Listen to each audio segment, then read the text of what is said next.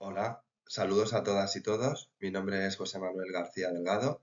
Soy doctorando en la Escuela Internacional de Doctorado de la Universidad Rey Juan Carlos y asimismo formo parte del profesorado del Instituto Universitario de la Danza Alicia Alonso, que está adscrito a dicha Universidad Rey Juan Carlos de Madrid. Seguidamente comenzaré con mi ponencia titulada Folclore en escena, danza tradicional ritual en el caserío de Guridi, una mirada escénica al patrimonio cultural español. Comenzaré explicando en qué consiste la investigación para pasar seguidamente a la metodología empleada, los resultados obtenidos y finalmente exponer las conclusiones. La danza tradicional española y la zarzuela forman parte del importante entramado cultural de nuestro país, siendo ambas una de las más destacadas manifestaciones de la identidad y diversidad popular españolas. Dada su importancia, la Dirección General de Bellas Artes ha incoado expediente para el nombramiento de estas dos expresiones culturales como manifestación representativa del patrimonio cultural inmaterial, hecho que se hará por el Ministerio de Cultura, Educación y Deporte. En 2018 comenzaron las gestiones para la danza española, de la que la danza tradicional forma parte indisoluble y es considerada como la semilla de la que germina, dando lugar a las otras tres formas españolas de danza, que serían la escuela bolera, el flamenco y la danza estilizada.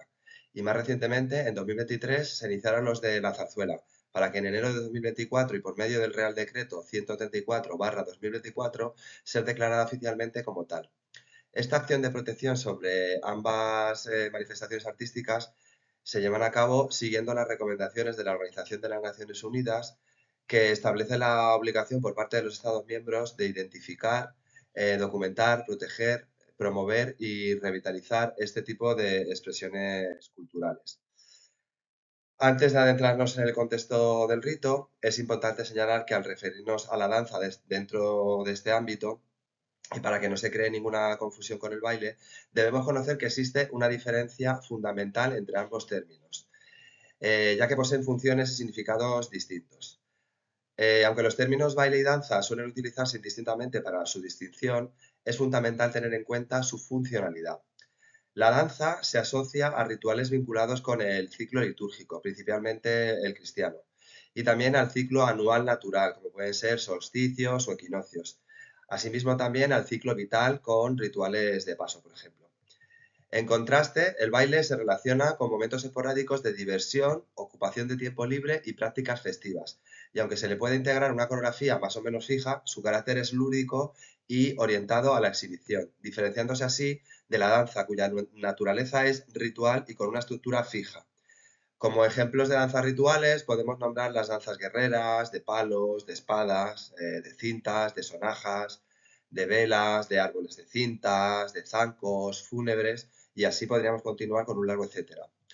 Estas danzas pueden aparecer insertas dentro de las zarzuelas debido a que desde el nacimiento de este género lírico español en el siglo XVII, estas piezas se conciben como un híbrido entre música, interpretación y danza. El folclore, la danza tradicional y la zarzuela prácticamente siempre han estado unidos, incorporando a los compositores de zarzuela una extensa gama de danzas que va desde la seguidilla, el bolero y el fandango hasta el pasodoble.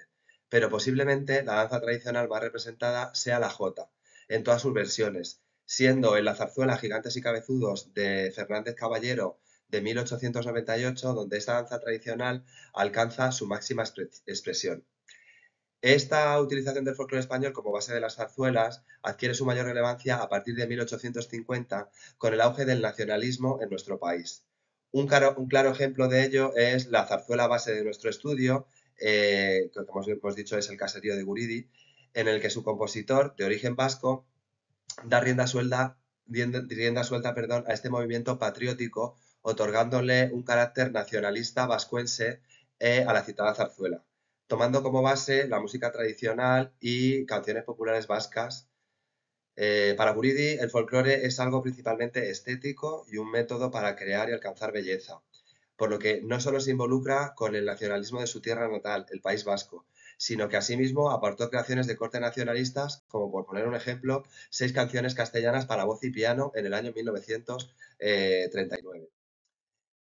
El propósito principal de esta investigación es analizar la zarzuela El caserío del compositor Jesús Guridi y los libretistas Federico Romero y Guillermo Fernández Show, desde una perspectiva que integre la danza tradicional española, el contexto ritual y su presentación escénica dentro del teatro musical español, estudiando la escenificación de las danzas tradicionales, tanto rituales como no rituales, que estén integradas en dicha zarzuela, observando cómo se integran en la narrativa de la obra y examinando qué función cumplen en el desarrollo de la trama.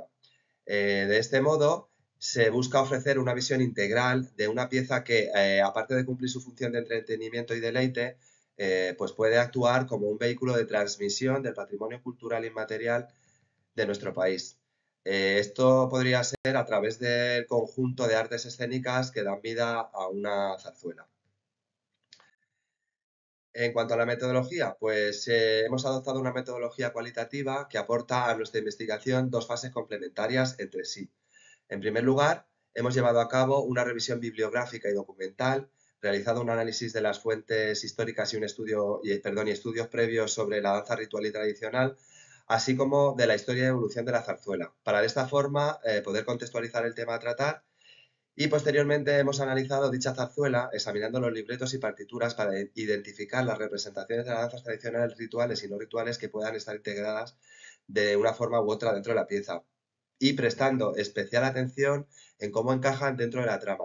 Asimismo, gracias a los archivos de Radio Televisión Española que están disponibles en la Biblioteca Nacional de España, se ha consultado y visualizado la versión cinematográfica de la obra, que se hizo en el año 1976, que fue dirigida por Juan de Orduña con la dirección musical de Federico Moreno Torroba, y estando las coreografías y sus intérpretes a cargo de la agrupación Goizaldi y del ballet de Alberto Portillo.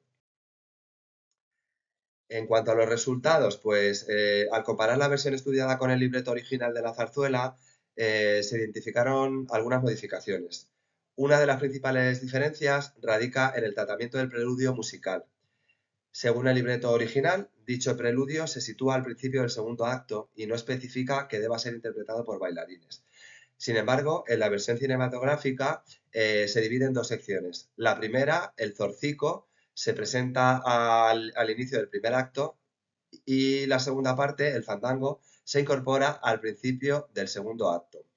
Esta modificación aprovecha la doble musicalidad de la pieza, integrando danza en ambos actos, enriqueciendo de este modo la puesta en escena.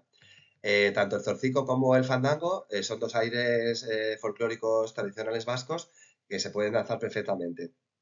El zorcico es interpretado por dos grupos diferenciados, uno de hombres y otro de mujeres, las cuales danzan con arcos de flores, lo que denota un elemento simbólico y ritual de dicha danza, en conexión con la naturaleza, que es común en las danzas rituales vascas. En contraste, el fandango se presenta como una danza tradicional sin connotaciones rituales, enmarcado simplemente en una jornada festiva. El segundo acto está ambientado en la celebración de las fiestas de San Juan, a diferencia de lo que recoge el libreto original, que sitúa la festividad a la fiesta de la Virgen del Carmen.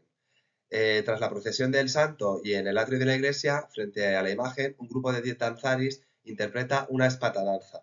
Esta danza está ejecutada con puñales cuya empuñadura es sujetada por pañuelos, y que en momentos de la interpretación los danzaris imitan el ataque y defensa entre ellos como si de una lucha se tratase. Con lo que posee una fuerte carga simbólica vinculada a la tradición guerrera y ritual del País Vasco. Originariamente, el final del segundo acto debe terminar con una escena de danza en la cual el pueblo debe danzar en círculos y cogidos de las manos. Es así como lo recoge el libreto original. Por eso este dato es importante, porque esta disposición circular es característica de muchas danzas rituales, como por poner un ejemplo la sardana catalana o la danza prima asturiana. Pero desafortunadamente en la filmación estudiada este aspecto no se respeta, y se cambia por un baile de forma libre, que seguramente sea así por una decisión práctica o de estética para la puesta en escena. Pero este hecho hace que se pierda la carga significativa de la danza original. Observamos además, de todos estos elementos rituales mencionados, la incorporación de elementos distintivos de la cultura vasca que enriquecen del mismo modo la obra, como pueden ser los personajes que son pelotaris, ¿vale? Y otros que en algunos casos van ligados con indisolublemente el ritual, como es el notable protagonismo que tiene el chistu, que es un instrumento de viento propio del País Vasco, y el tamboril. ambos instrumentos con los que se interpreta la música con la que se realizan las danzas vascas, ya sean rituales o no rituales. En conclusión, pues la adaptación cinematográfica del libreto presenta una versión enriquecida de la original, debido a la introducción de elementos dancísticos que ayudan al entretenimiento de la trama y que a su vez acentúan aún más el carácter regionalista vasco con el que inicialmente fue concebida la pieza, aunque dividiendo el preludio musical del segundo acto en dos partes. En total se han identificado dos danzas rituales, una danza tradicional y un baile. En cuanto a las danzas rituales, la primera es una danza de arcos, de flores, donde las mujeres evocan rituales ancestrales relacionados con los ciclos naturales y el renacer de la naturaleza, que sugiere que ellas son las portadoras de esta conexión, al igual que en el mundo natural, donde son las encargadas del aspecto de dar, perdón, del aspecto, no, del acto de dar vida. La segunda danza ritual que nos encontramos en esta zarzuela sería la danza de espadas o la espatadanza. En este caso, no es una danza guerrera, aunque existen movimientos en los cuales se imita la lucha, estos son escasos y predominan aquellos que, no predominan aquellos que están relacionados con... que no están relacionados, perdón, quería decir que no están relacionados con la simulación de un combate. El sentido ritual de esta danza, ofrecida al santo, radica más bien en la fe y la devoción, que a su vez se inserta dentro de otro ritual como es la procesión. Si nos metemos ya a la danza tradicional sin más, el fandango está integrado como una danza tradicional de las que se interpretan en los actos festivos, careciendo de connotaciones rituales, aun siendo interpretada por danzaris, que van vestidos con la indumentaria propia del danzari. Esta danza está inserta en el segundo acto de la zarzuela, que es todo el tiempo una fiesta, ¿vale? Es la fiesta de la Virgen del Carmen, o en este caso la zarzuela serían las fiestas a San Juan. Y por último, el baile libre sobre música de fandango, y que este baile debería haber sido una danza, pero es un baile de fiesta que interpreta el pueblo con una indumentaria de paisano y que, al igual que el fandango anterior, no tiene simbología ni ritualidad. La integración de las danzas y el baile no funcionan como un mero decorado costumbrista, sino que tienen lenguaje dramático propio, ofreciendo una representación más completa y contextualizada que redunda en la calidad y la comprensión de la obra, actuando todo el conjunto como vehículo de transición del patrimonio cultural y material español, preservando y difundiendo de este modo las tradiciones que forman parte esencial de nuestra identidad colectiva. Eh, bueno, pues esto sería todo. Muchas gracias por su atención y si tienen alguna pregunta o duda, estaré encantado de contestarles. Un saludo y muchísimas gracias.